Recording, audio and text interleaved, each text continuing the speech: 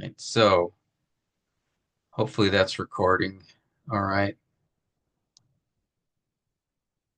Um, okay, well, we're gathering again. Just wanted to give opportunity for those of you that can join. I'm glad you guys were able to make it this morning. I just wanted to give opportunity for um, continuing to go over the poetic analysis, the poetic features.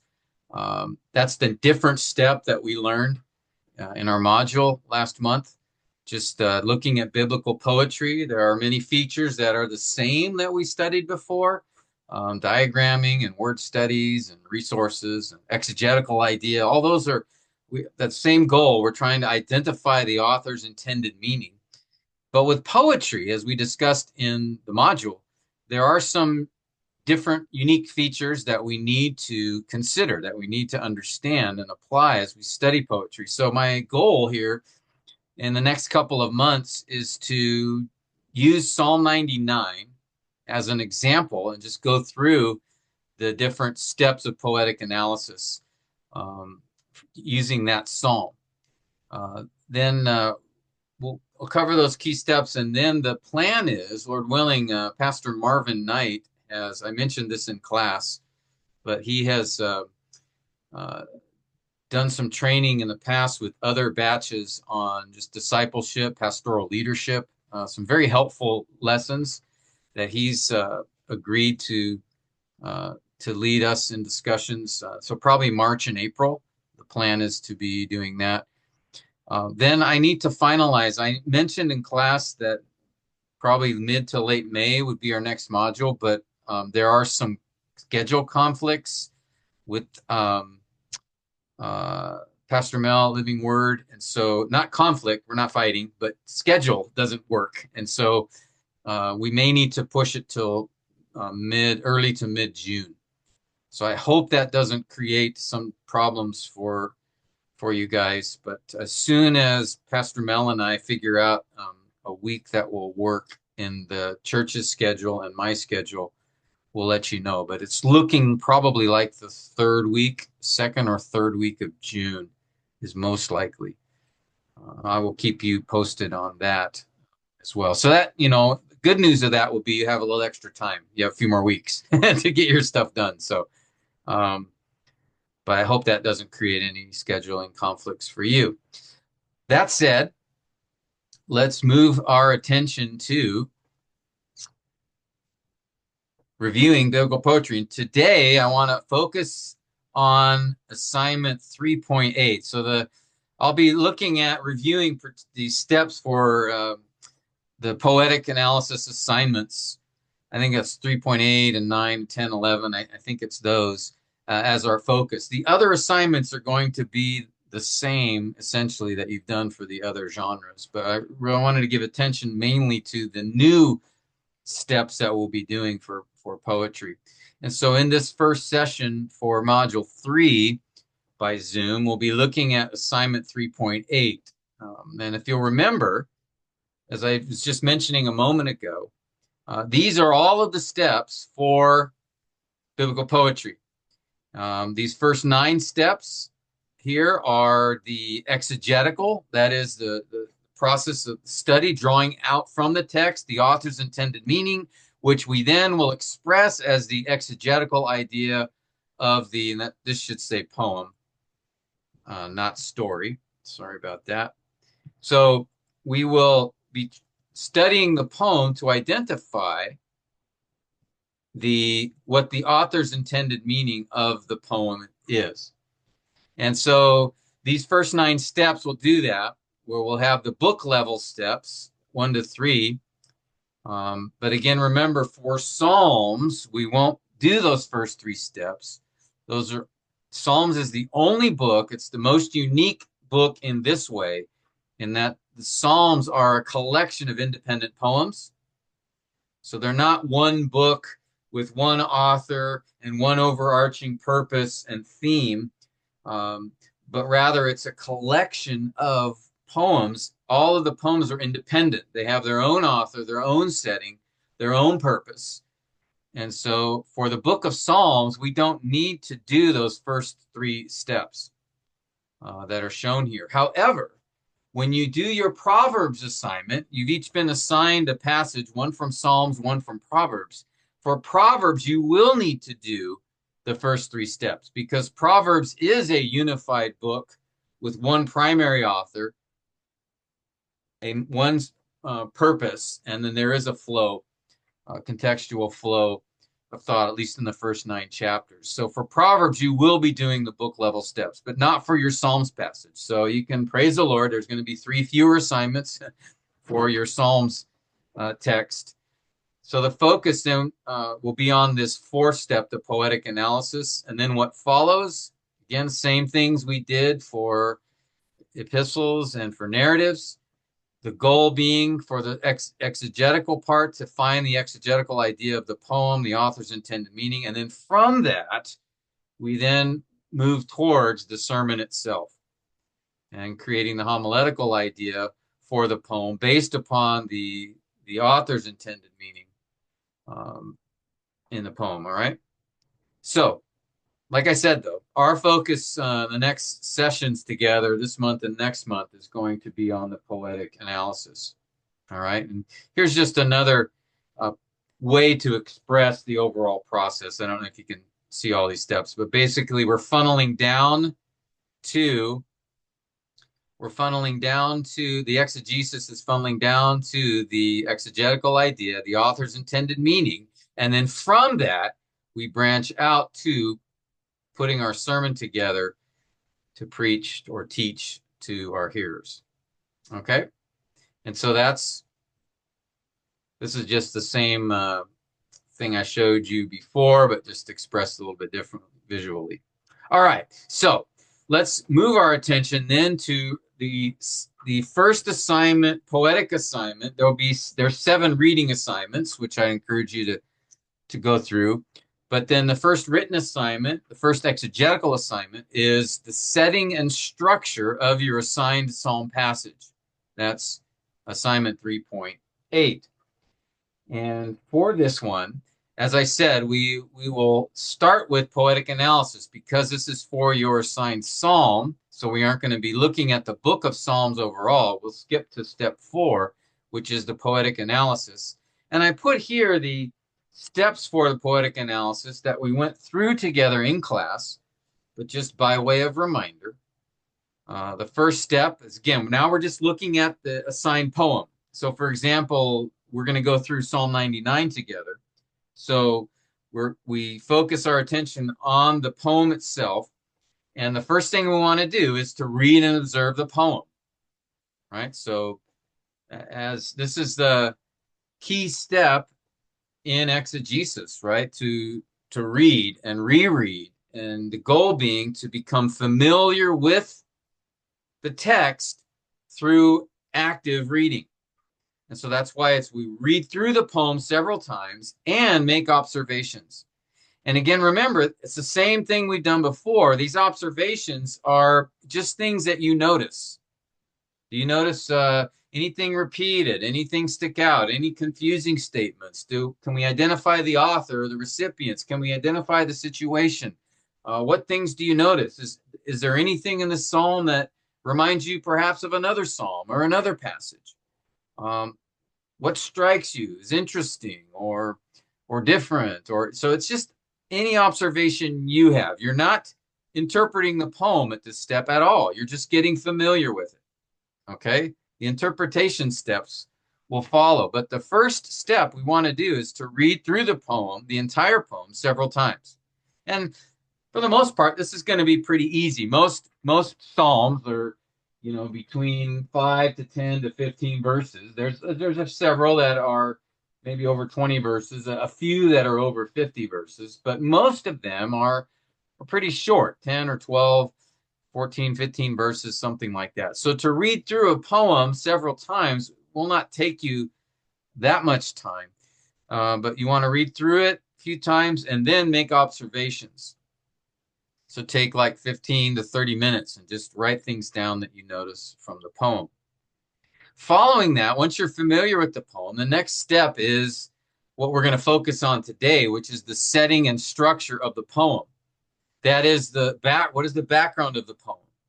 What do we read in the poem? Do we see, can we figure out who the author is, who the recipients are, what the occasion of the poem, what other people or places are mentioned in the poem?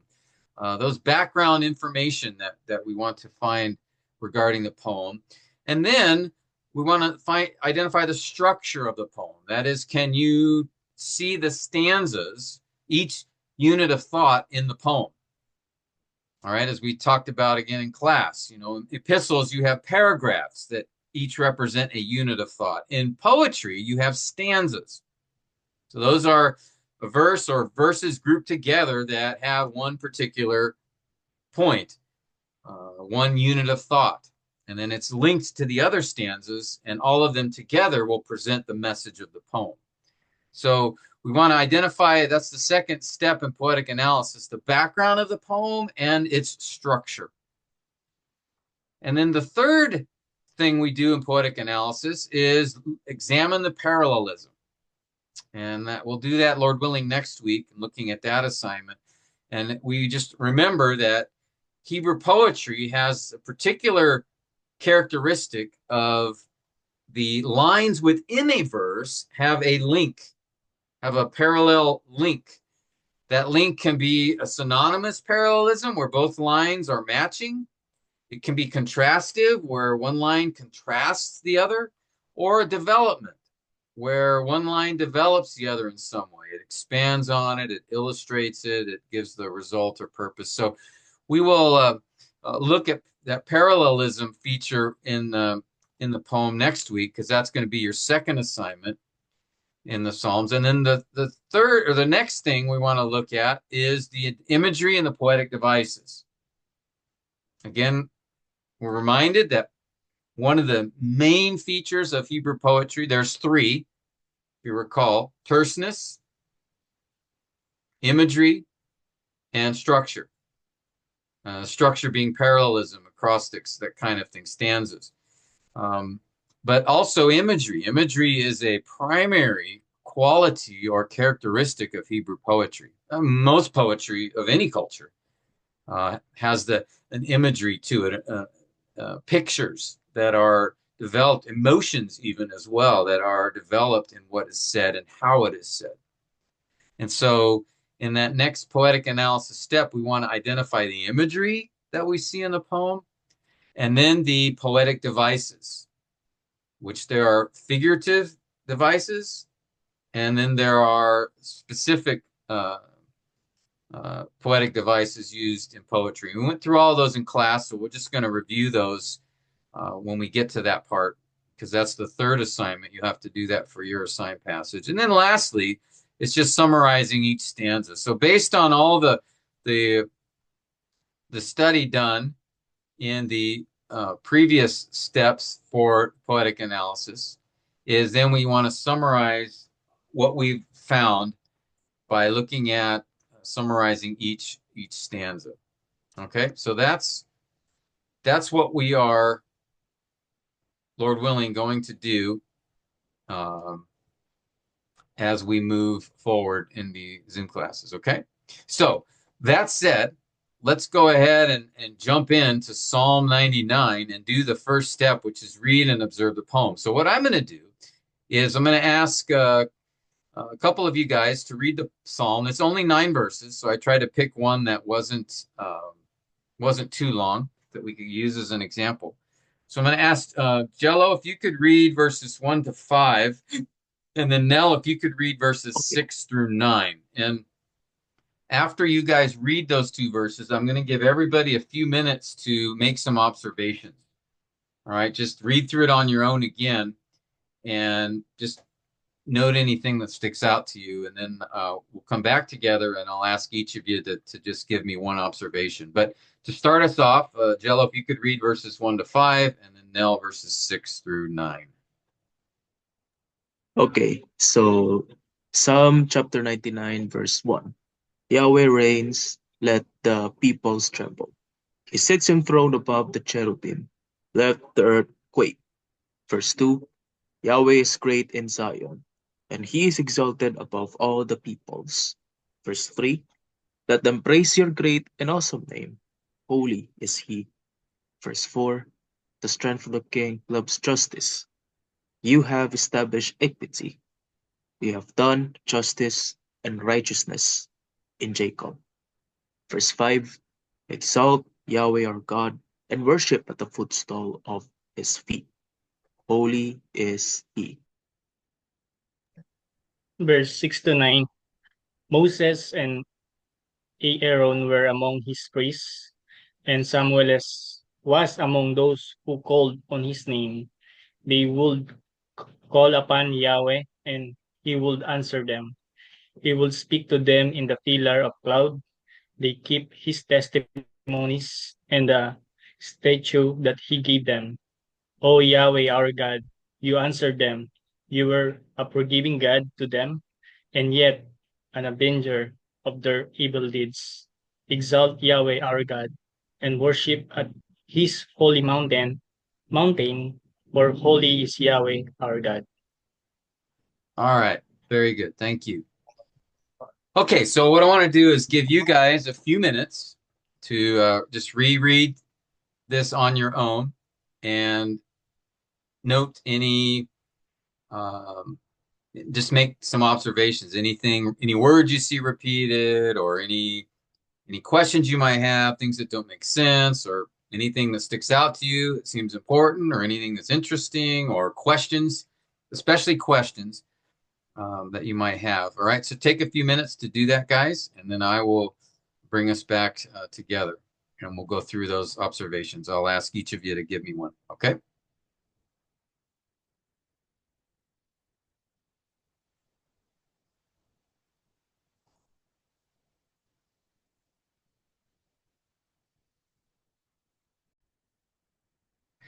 Okay. Well, let me just get one, at least one observation from each of you. If you have a couple, that's fine too. I'd like to start with you, Sonny. Um, what's something that you observed from this psalm as you read through it again? Okay. Actually, just mention one observations that I have focused on actually when I this week's probably for me it's a striking observation, I think.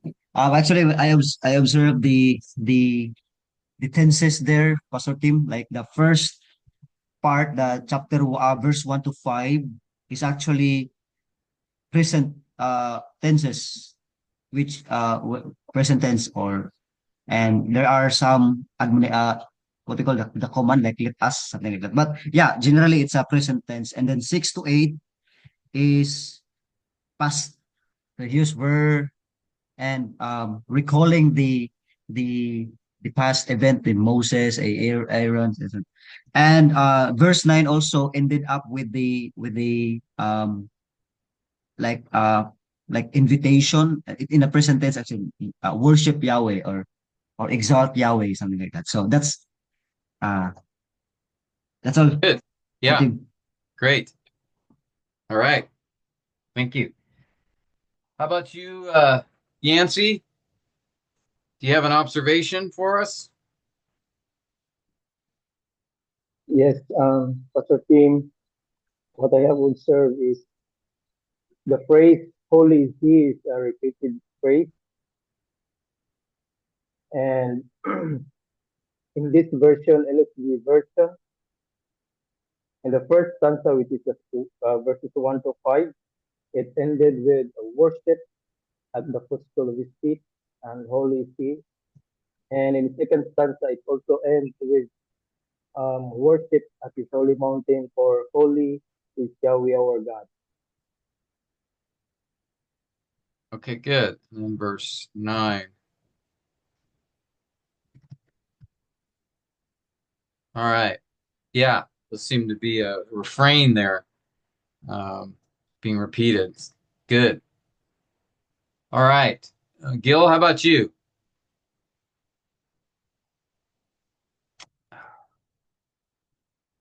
Emmanuel, Uh, are you there?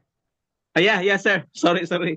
Yeah, no I problem. think the verse 1 to 5, no, it recalls, no, it's telling who God is, no, being holy, is holiness, no, meaning to say declaration.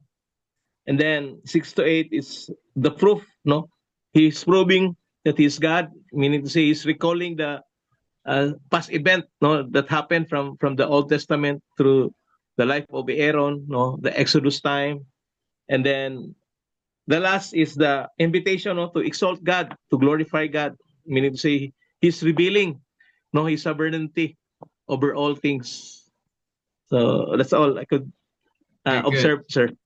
Yeah, good. There's a theme of sovereignty as well. Okay, great. Lito, how about you?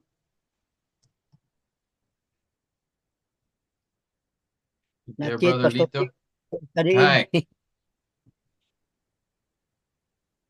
Sorry, I didn't hear you.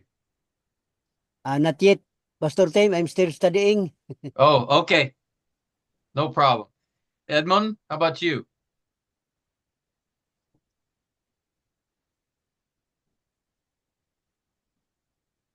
Are you there, Edmund? Maybe he's on break. Stephen, you got an observation?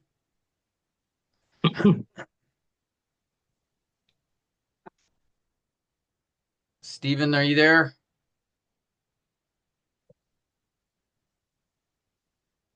Okay, we'll go to Nell.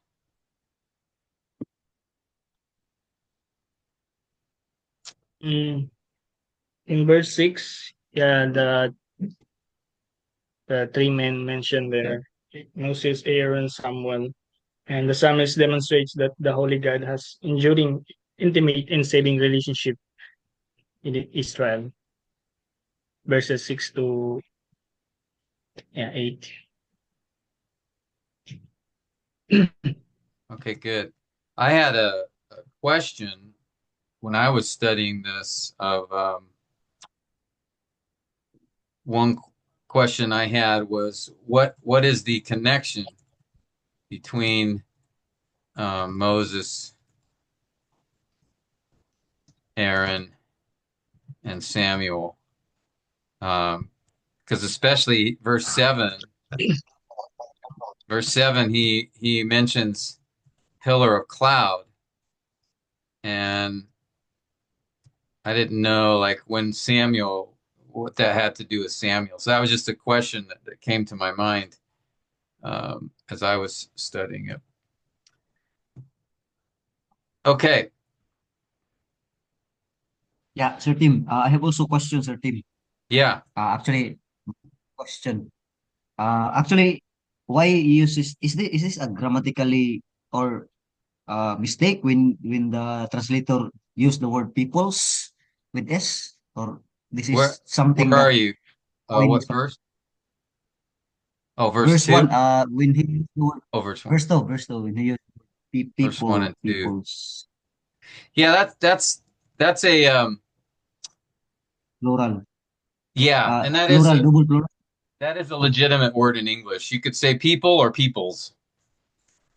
It's kind of a Okay, okay. so yeah, it wasn't a I grammatical error. Just he could have said "let the people tremble," but sometimes older English you'll use the word "peoples" plural for some reason. I don't know why. Mm, all right. Thank you, Sir Tim. All right, but That's that's good. good. That's a detail you're noticing. So good. All right, Jello, how about you? Observation? In verse 5 and 9, exalt Yahweh our God is repeated, especially on the first line, which gives us the idea that it is a command to the reader to exalt God, exalt God. And also in the entirety of the uh, passage, it's more of an encouragement at the time when the Israelites were at being discouraged by what is happening around them. And it is actually a form of praise. Okay, we see elements of praise or a call to praise. Call Okay. to praise. All right, good. Anybody else have any additional observations? In verse 6, it's a reminder of their history, like during the Exodus and in their wandering in the desert, which took them 40 years. A reminder of God's grace.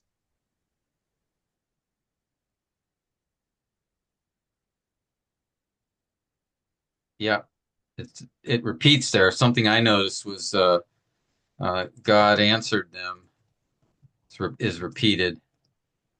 Right, verse 6. Verse 7, it says he would speak to them. Verse 8, you answered them. So we see kind of an emphasis there. And then I also noticed, Another yeah, go ahead, Sonny.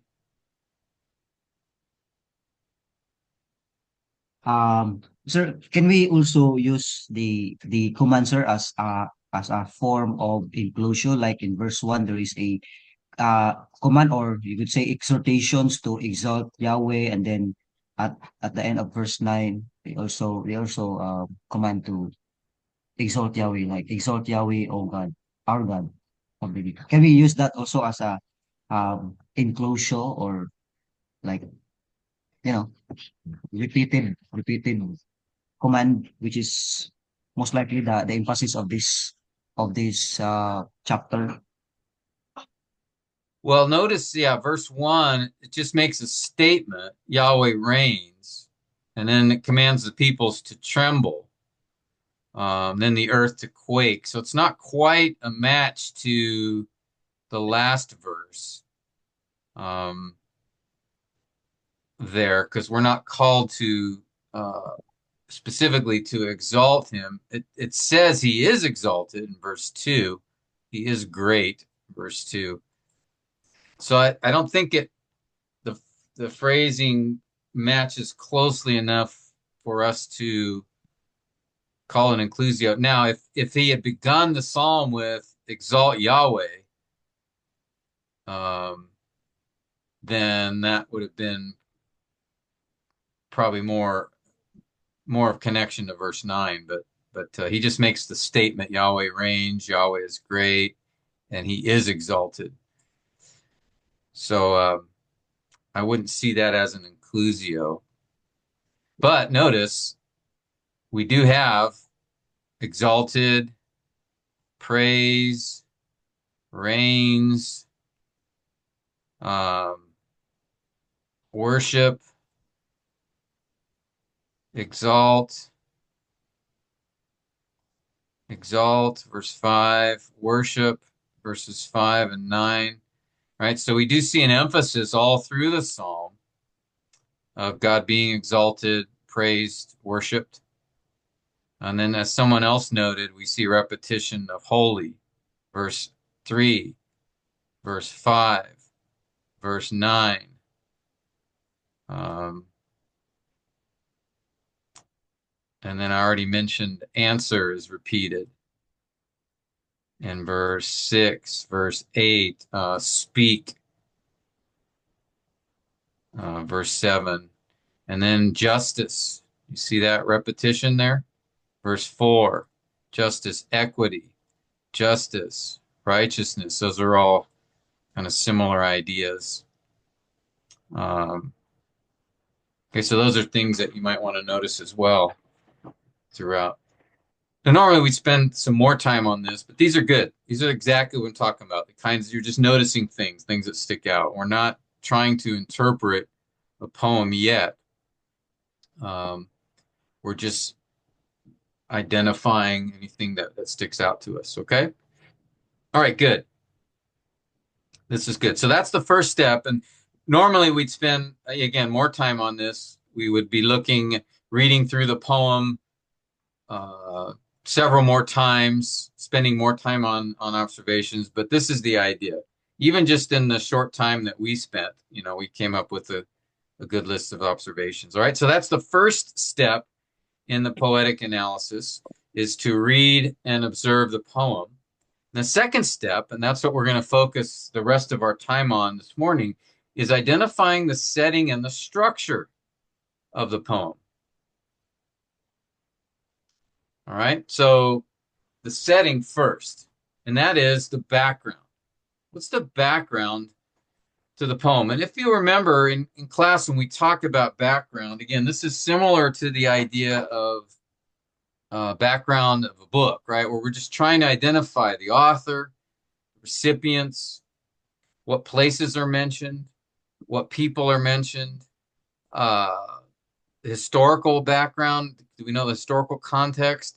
And most especially, and what we're trying to identify is the occasion for the poem. That is what prompted the poem to be written. Can we figure that out? Can we determine or identify the circumstances surrounding the poem that prompted it to be written? We looked at, I think, in class, like Psalm 51. If you remember that psalm. In fact, let me just pull it up right now. Psalm 51, if you'll remember, of course, is a very well-known psalm. It's the case of David's prayer. And we talked about that often the superscription or psalm title, again, I'm not talking about this title, that's the one given by the translator.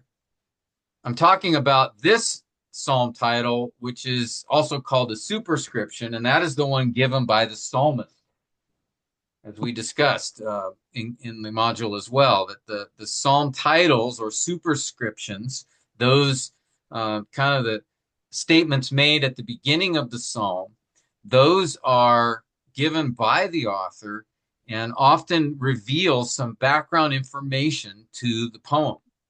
In this case, in Psalm 51, we learn that who the author is, and we learn the exact situation that prompted this particular psalm. Was when Nathan confronted him after the whole incident with Bathsheba and Uriah. And so we know exactly when this psalm was written. If we go back to 2 Samuel 11 and 12, that gives us the whole background setting to the psalm. So we know David wrote it, and really the audience in Psalm 51 is God. It's a prayer of contrition, of repentance. And then we know what prompted this prayer was when Nathan confronted him over his sin. All right, so oftentimes the psalm superscription, the title, will give us some details. Another example, the very next psalm, Psalm 52. Notice again, we are told who the author is, David. And we are told the exact circumstance which brought about this psalm, Psalm 52. And notice he mentions when Doeg, the Edomite, told Saul about, and you can go back to 1 Samuel 22 to get the whole background. And then here he addresses this psalm directly to Doeg, actually. Right? O mighty man, why do you boast in evil? Your tongue, you love. Verse 4, you love. Verse 5, God will break you down. This whole psalm is addressed to Doeg for what he did to the priests. All right, so then I think Psalm 53, again, we have a title here. And this one just tells us it's a maskil of David and then gives some musical instruction. Okay, so 116 of the Psalms have the Psalm title or the superscription. And so you can get usually some information from that you can note. Again, it might tell us the author, the recipients, the occasion, give us some idea there. So when we do the setting, I put a note here. Is there anything in the superscription that would tell us that information? And so as we look to, let's pull this back up. As we look to our psalm, we notice there is no superscription in this psalm. Okay, it just jumps right in. So there is no superscription. So unfortunately, we don't have any information directly in the title. All right, so what we're going to have to do is just examine the psalm itself and see what information we can glean, what we can find from the psalm. Now, do we know who the author of this psalm is? As we look at it, right? We don't have a title. And within the psalm, it's hard to tell. So really, we'd have to say the author is unknown. However, we know something about the author, right? Because his tone, someone mentioned this, his tone is one of praise and exaltation. So we can at least note that about the author, even though we don't know who the specific author is. Now, how about recipients? Who is this psalm intended for? Who do you think is the original audience? Anybody?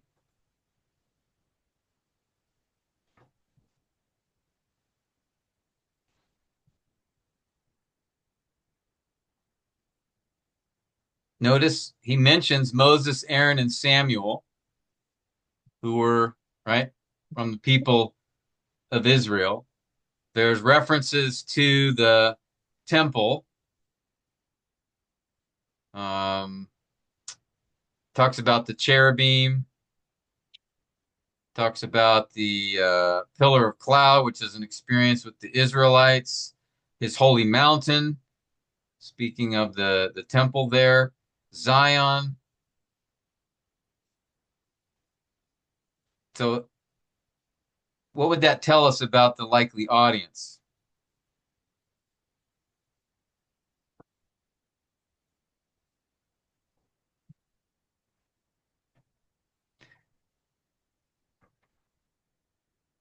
Anybody? The remnant. Yeah, I think at least generally speaking, we could say that the people of Israel. Now, which people of Israel? We don't necessarily can't determine that exactly at this point. There are some clues, and I'll talk to you about those in a little bit. But for now, at least, we could say the recipients seem to be the people of Israel when the poem was written. We don't know much more beyond that yet. Okay. Now, what places are mentioned here? Zion. Okay, we have Zion in verse 2, which could be, and if you look up Zion in the Bible, it could be Jerusalem or the Temple Mount, or sometimes it refers to the temple itself.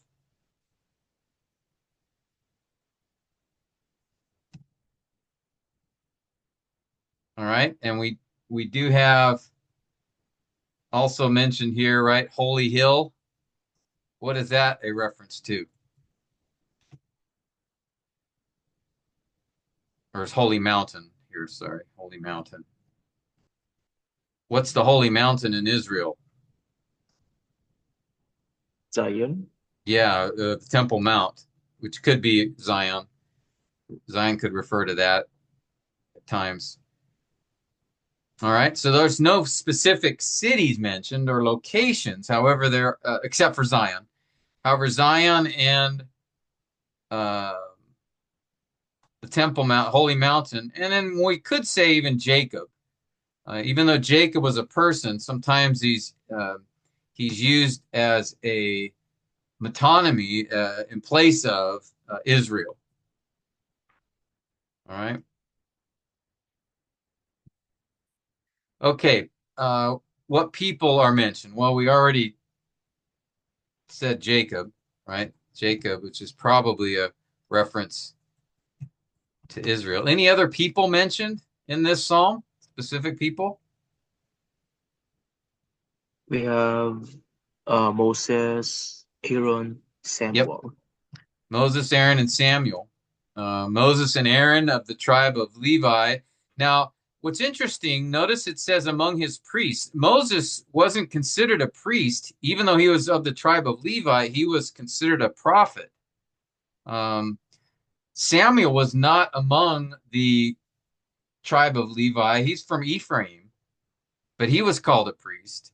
And then, of course, Aaron was the first priest, high priest of uh, the Israelites. So those are some people mentioned specifically.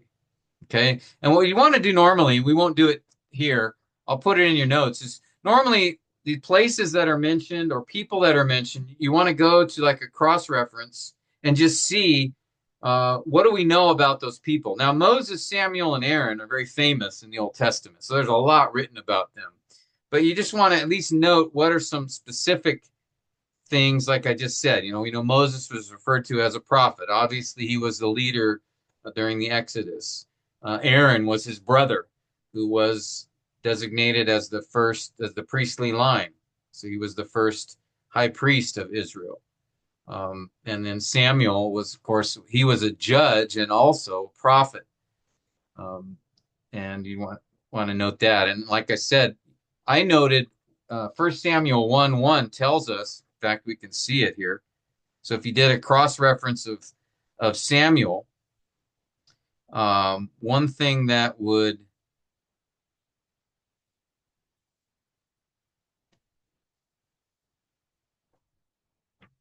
pop up is in 1 Samuel 1. Notice there's a certain man from Ramathaim, Zophim, from the hill country of Ephraim, and his name was Elkanah, who turns out he ends up being the father of Samuel. And they lived in the country of Ephraim. So likely Samuel was from the tribe of Ephraim. Okay. So not tribe of Levi. So that would be an important consideration as you are studying this book. So I've mentioned that as well, but we won't go into a lot of the detail here. Okay.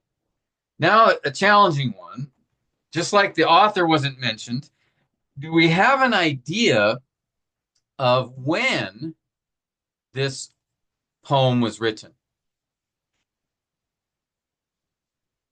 Now, this one would take some work. We don't really see any evidence in the poem. There's a call to praise and exalt Yahweh at his holy mountain. So, I mean, generally speaking, it seems like it's directing attention towards maybe a time of gathering the people at the temple and calling them to worship him there. But we don't have any information or clue here that's obvious that tells us exactly when this may have been written or what event it refers to. Now, we can, though,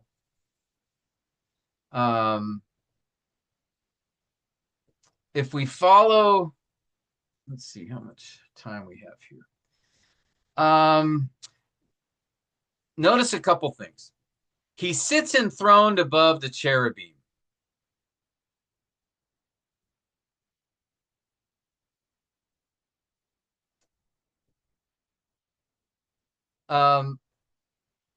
That's describing a picture of something. What the cherubim, right? Those were a particular spiritual being created by God. Do you know where cherubim is mentioned in the Bible?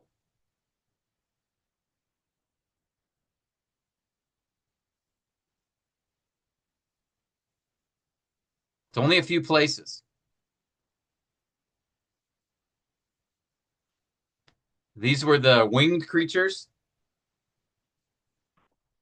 Isaiah 6 talks about them. They were crying, holy, holy, holy. But also the cherubim are the creatures that were on the Ark of the Covenant. You remember that when it was designed in Exodus, it described they made cherubim and they extended their wings. Maybe here, let me see if I can pull up quickly a picture.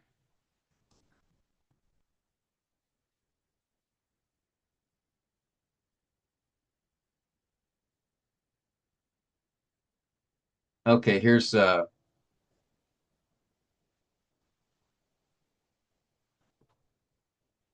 if you guys can you guys see this?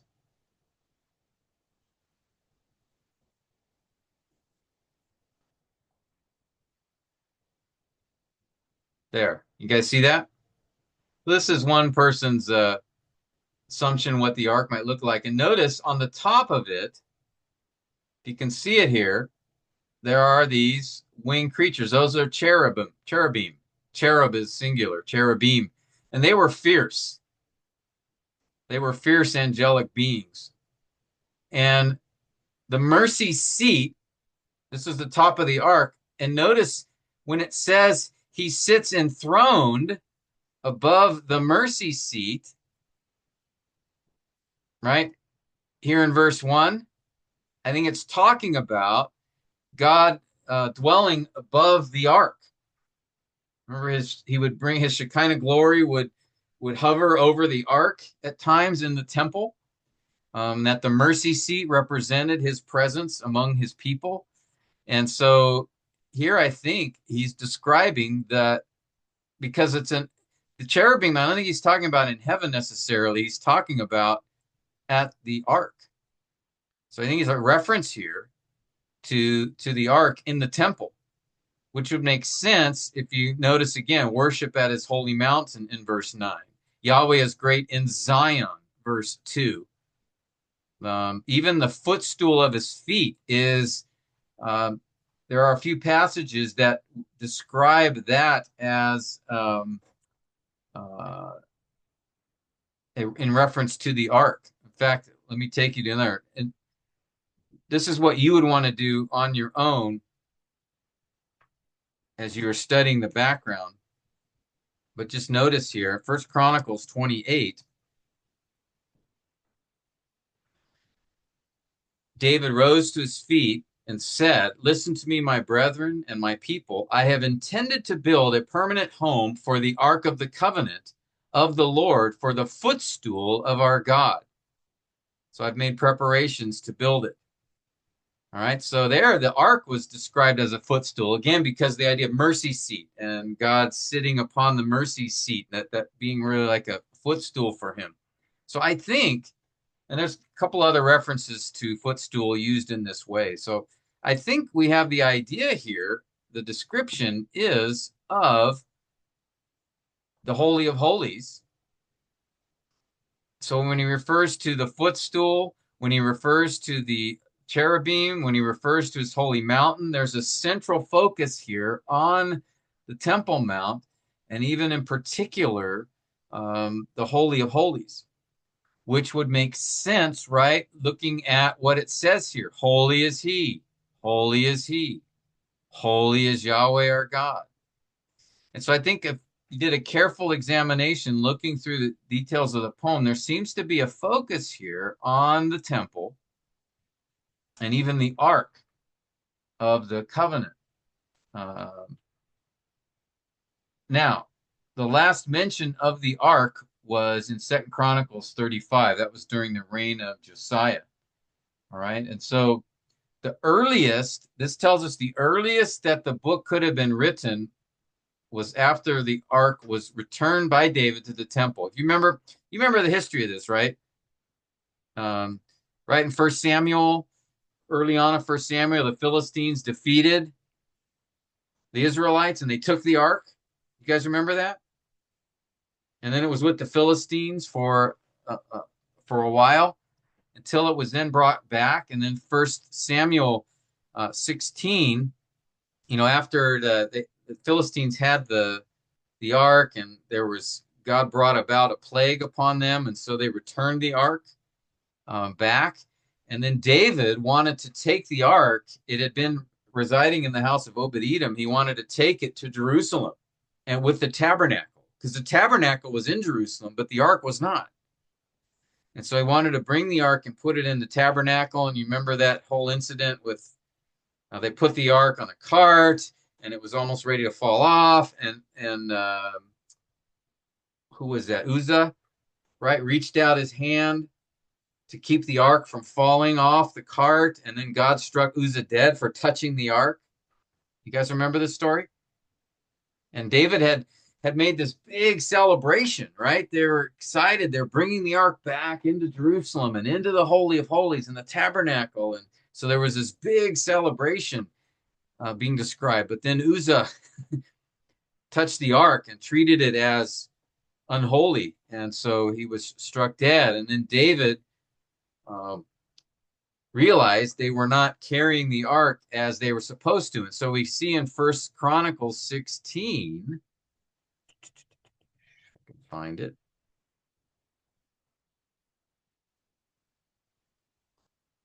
First Chronicles 16.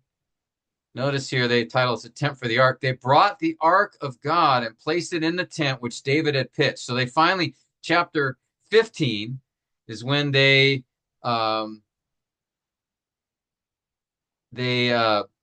carry the ark, right? David said no one's to carry the ark but the Levites. Remember, now he realized they did not carry it properly before, and so they chose the Levites to carry it. Remember, they were supposed to carry it on poles. And then David assembled all Israel at Jerusalem to bring up the ark to its place where he prepared for it. So they're bringing the ark to Jerusalem so that it can be kept in the tabernacle. And there's this big celebration, right? The sons of the Levites carry the ark on their shoulders. And then they had the song, music and instruments and people singing, this big celebration, right? They're bringing up the Ark of the Covenant from the house of Obed-Edom with joy. And so they brought it all the way up into the city, into Jerusalem. And notice verse 1 of chapter 16, they brought in the ark of God, placed it inside the tent, which David had pitched for it, and they offered burnt offerings and peace offerings for God. Now, why am I bringing this event up? Well, because of this, that looking carefully at the psalm, as I mentioned, and these references, it seems, to the ark and Zion and the Temple Mount, even the footstool, which again could be a reference either to the Holy of Holies or to the ark itself. And then if you study the language of the psalm, we see similar statements and a similar theme with Psalm 96, 7, and 8. And if you look at those psalms and this one and go back to First Chronicles 16, we find an interesting connection. Notice on that day that they brought the ark in to the temple, and this big celebration, right? And they're singing and dancing. And on that day, David assigned Asaph, we know him as a psalm writer and a musician, and his relatives to give thanks to the Lord. And David gave them this song of praise. And as you go through First Chronicles 16, starting in verse 8, we see several statements in this song, which we find in Psalms 96 through 99. And similar statements like worship the Lord in holy array, tremble before him, all the earth. Does that sound familiar? Let them say among the nations, Yahweh reigns. All right. Looking back at the Psalm 99, Yahweh reigns. Let the peoples tremble. Let the earth quake. Worship at his holy mountain, verse 9. Worship, verse 5. So if we were to do a careful study of First Chronicles 16, starting in verse 8, and I think it goes till verse, I don't remember. What is it? 36.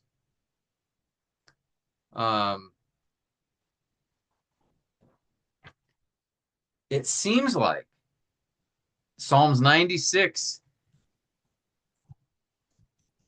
to 99 are all connected to that psalm. And so I think those four psalms in particular, Psalms 96 to 99, are actually, their background is in First Chronicles 16 when the ark was brought back to the temple. And so I think the occasion for those psalms are their particular poems written in response to the ark being brought back to the temple. Again, for a couple reasons. One, because of the similarity in statements in those psalms with First Chronicles 16, and in Psalm 99, the focus on the ark in the temple and God being exalted and worshiped, and the focus on the fact that he reigns. And so we don't have a direct statement in the Psalm that tells us this, but I think by doing careful study and comparison, we can identify that as the background. All right, so that's what I would have, and I would note as a likely occasion is the events of First Chronicles 8, 6 to, or I would say First Chronicles 16. Pastor Tim, Yeah, how about this verse, verse 6? Mention Moses, Aaron, and then in the verse 7, the pillar of the clouds, and then the statute.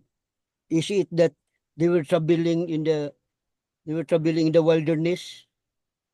Do you remember when the Israelites was going out from Egypt? yeah. And You as, statute and uh, sorry, go ahead. that I'm sorry, brother. I didn't hear the last thing you said.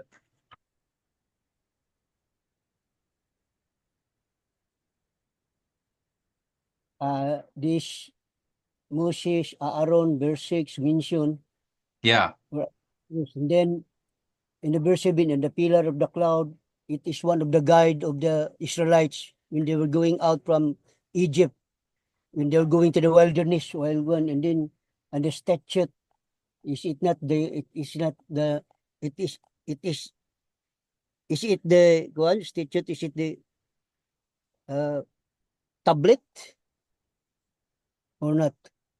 Oh, testimonies. I think just, yeah, the Mosaic covenant or the law, the testimonies and the statutes. So yeah, I think definitely verses 6 to 7, as was mentioned by a couple other guys, is, referring back to the Exodus. And then as Brother Sonny mentioned, notice these are all past tense. So this is something that happened in their past.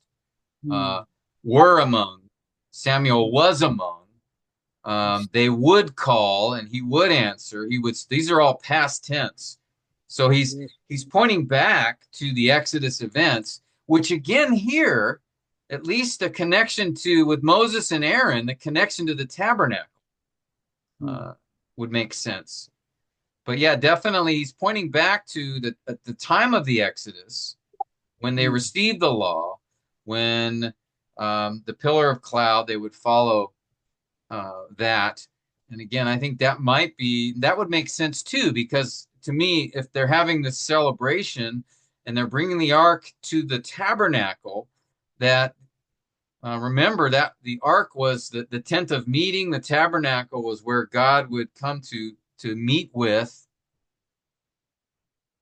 Moses in the pillar of cloud would lead them, and he would speak to them in the pillar of cloud, right? And that would take place at the tabernacle, the tent of meeting, which is again what was in Jerusalem and what they were bringing the ark to. So I would see, verses 6 and 7 as consistent with this event in First Chronicles 16, the celebration of the ark being returned to the temple.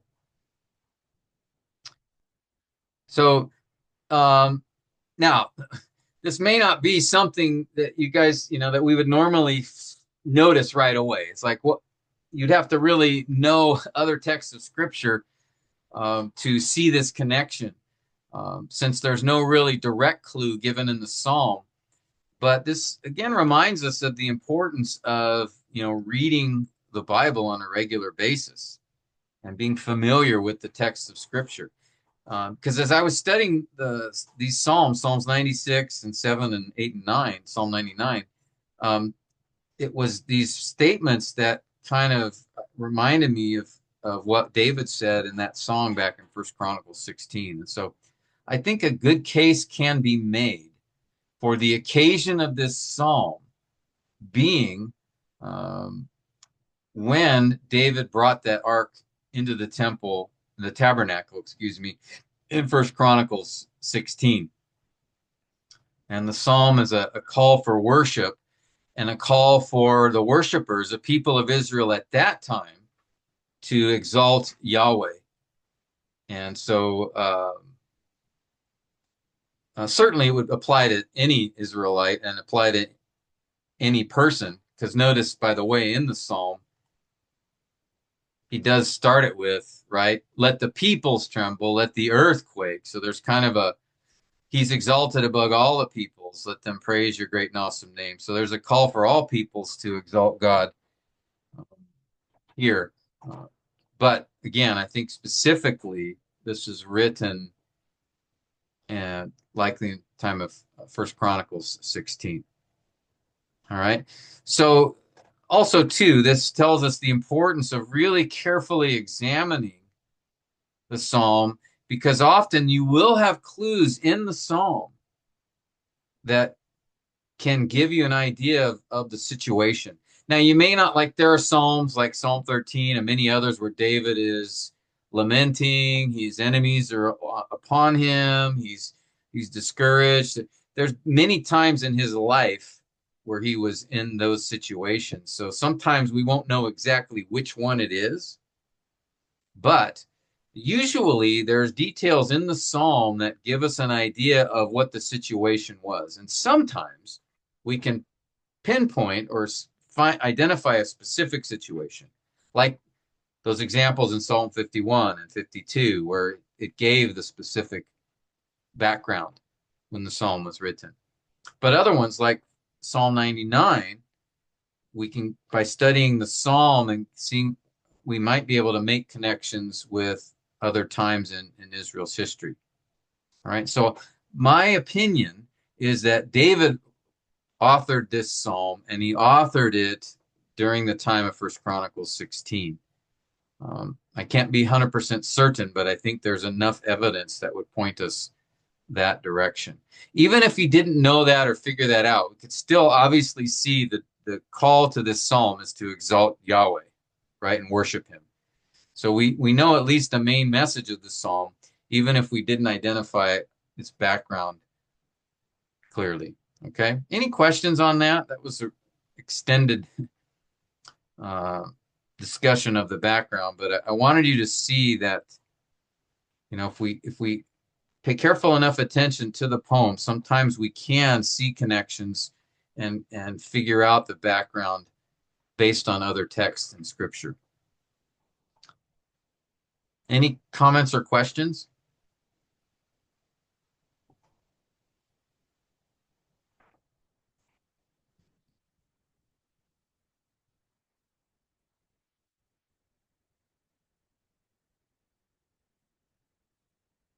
All right, then let's keep moving. So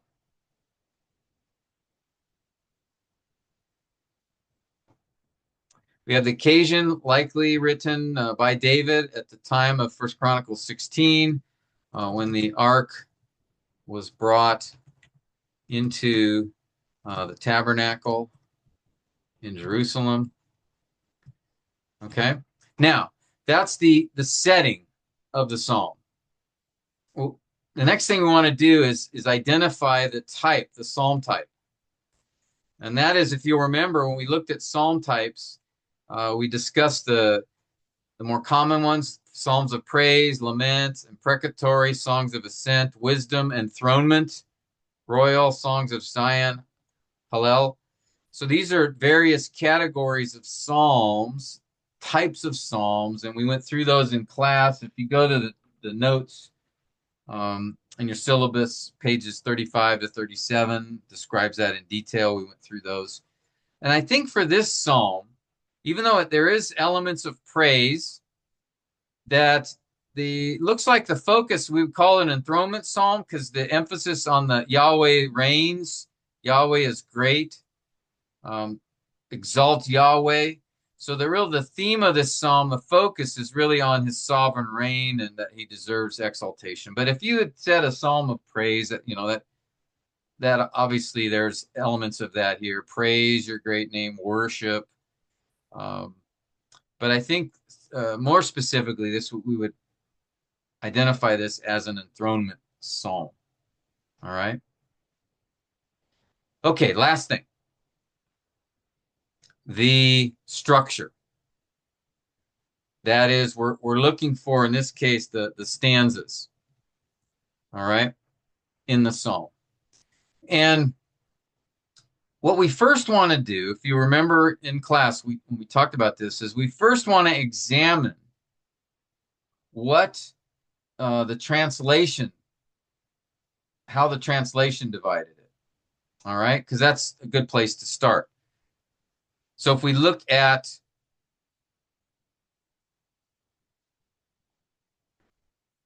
Psalm 99, the Legacy Standard Bible divides it at, it has the first stanza as verses 1 to 5, and then notice there's a space here, right? You guys see that here? It's a space here.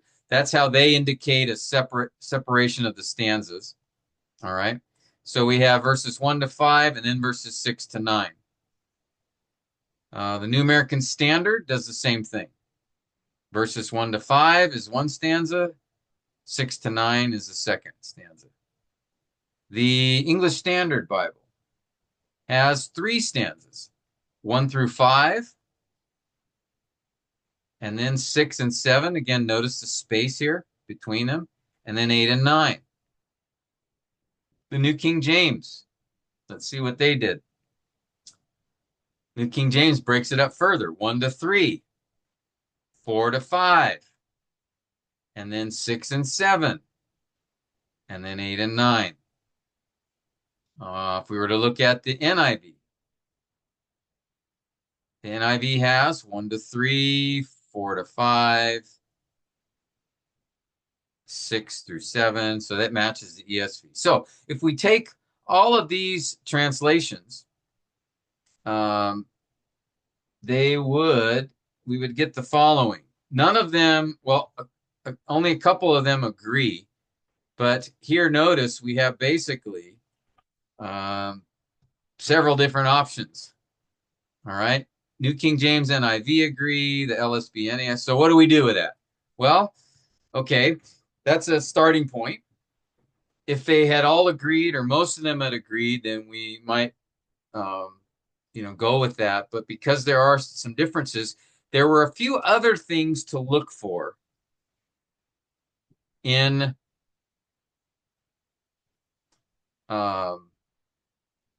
trying to identify the stanzas. Looking for a refrain or a change in speaker, a change in pronouns, a change in subject matter or theme, a change in tone, sometimes Selah, exclamation, a change in grammar or verb tense, inclusios. So these are other things to look for. And given the time, I was going to have you guys try to figure this out, but given the time that we have left, I'll just go ahead and unless one of you guys want to propose what you think, do we see any other characteristics or features that might tell us what the stanzas are? If anybody has an idea or thought and want to express, go ahead.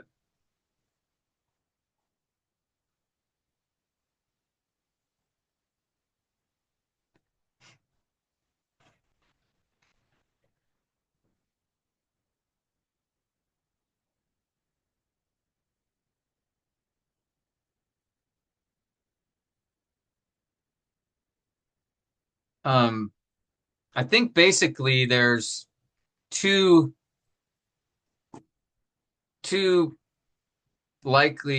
possibilities.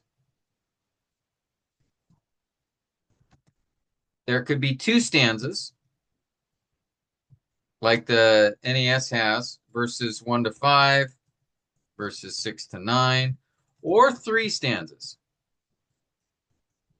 verses 1 to 3, verses 4 to 5, and verses 6 to 9.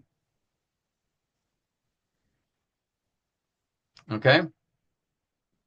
Now, again, the 2 stanzas are supported by the LSB or the NAS translations. The 3 stanzas we have, if you look at the other 3 translations, they have like NIV and New King James does have 1 to 3 and 4 to 5, but then they break up 6 through 9. So we don't have support with the translations, but there are some other features that we can take note of here. Okay.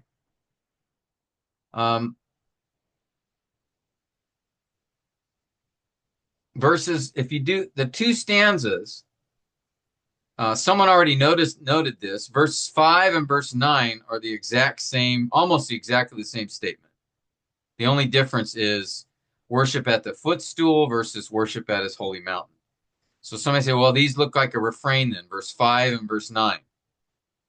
And remember, refrains usually come at the end of the stanza. So that would support, the two stanzas would be supported, one by verses 5 and 9 as a refrain.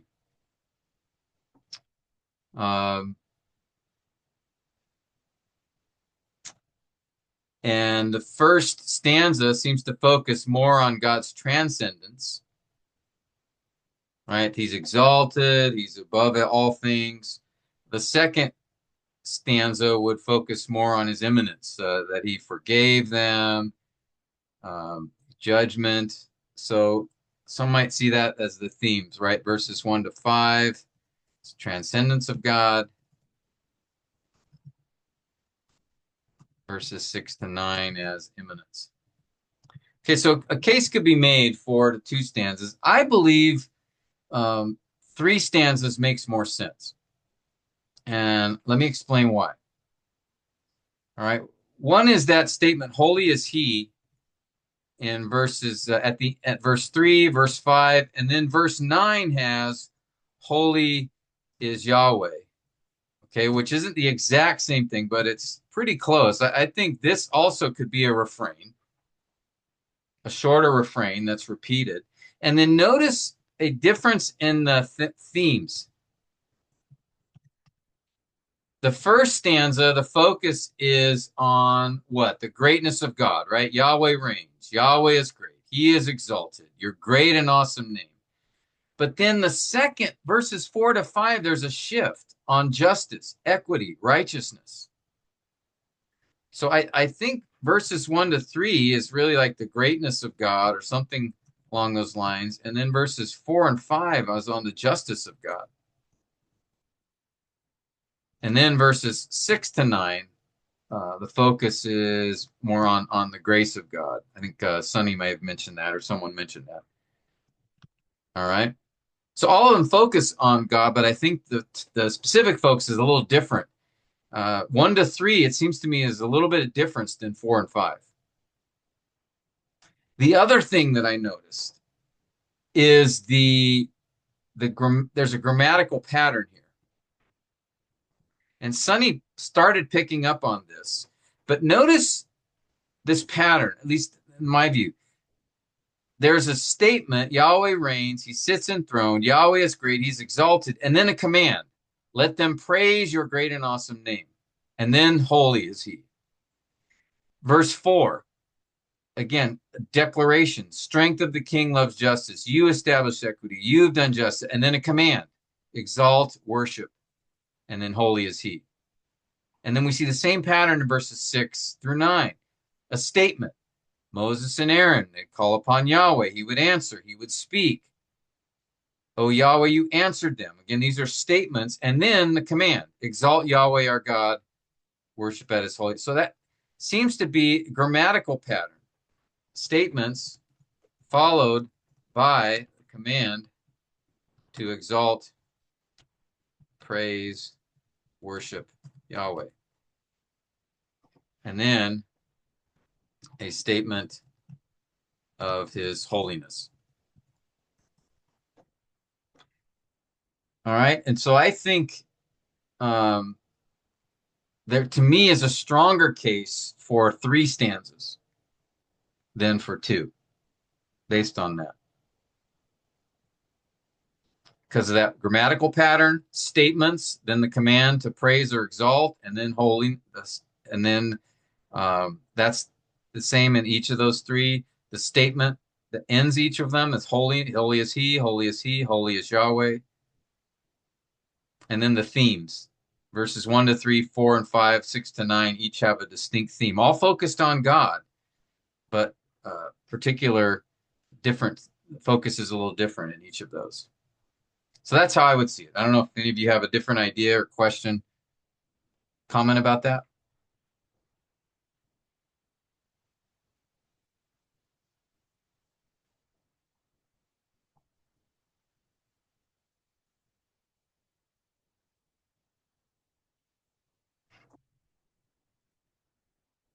A lot to take in. And then we're just getting introduced to this psalm. So there's a lot to probably new stuff being thrown at you. But this is the process you're going to want to do with your psalm as you identify the setting and the structure. In fact, let me pull up the assignment and then we'll end with this. Okay, here's the assignment. Assignment 3.8. So it's the structure, setting and structure of the assigned psalm passage. Now, the example I used here is Psalm 128. But again, these are the steps for this assignment. Read and observe your psalm, identify the setting, identify the type and the structure. So you're going to go through, and I gave you the example from Psalm 128, which is the one we did in class together. So I'll give you that example to follow the exact same thing we did here. So we do the reading and observations, then identify the setting, and your psalm may have a title. So you may get some information from that. Identify, so the title, what does the title say? Do we know the author, the recipients, when it was written, the places mentioned, the people mentioned? I didn't talk about this, but are any cultural? So in our psalm, some of the cultural things might be the footstool, the holy mountain. What are those referring to? And then most importantly, for the setting, what is the occasion of the psalm? What prompted it to be written? All right. And then the third step is the type and structure. So the psalm type is from that list. And then the structure, you'll go through the process we just went through with Psalm 99, where you'll identify what do the translations tell you, and then are there any other features which would guide you to what the stanzas would be in your psalm. And then I give you space to do your assignment here. Okay? So it's really a case where you jump right in, all right? Really digging into the background, the setting, and having to understand what's going on in the psalm so you can determine perhaps who wrote it, when it was written, why it was written, what prompted it to be written. And then the structure. Try to figure out as best you can what the stanzas are for this particular psalm. Then after we do the other poetic analysis steps, we come back to the structure to see if we can identify more exactly the stanzas of the psalm. And that basically is going to give you your outline. That's the outline of if you were to teach through the psalm. It's going to follow the stanzas. All right, those are the outline points of the author.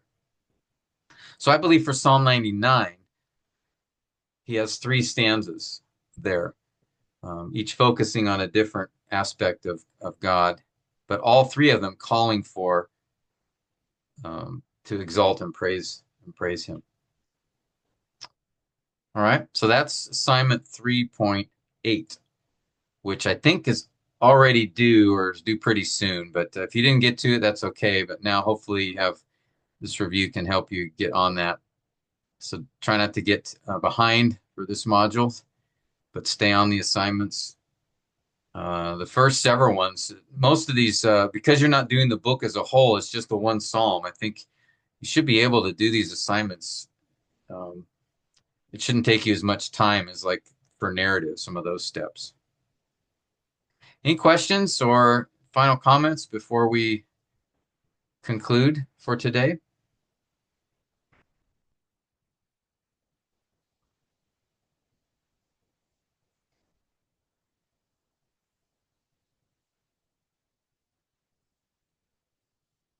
All right. Well, Lord willing, we'll gather next week. Encourage the other brothers to come if they're able to, but we'll gather next Friday, same time, and look at parallelism, exciting world of Hebrew poetry. All right. But I hope you guys have a blessed weekend.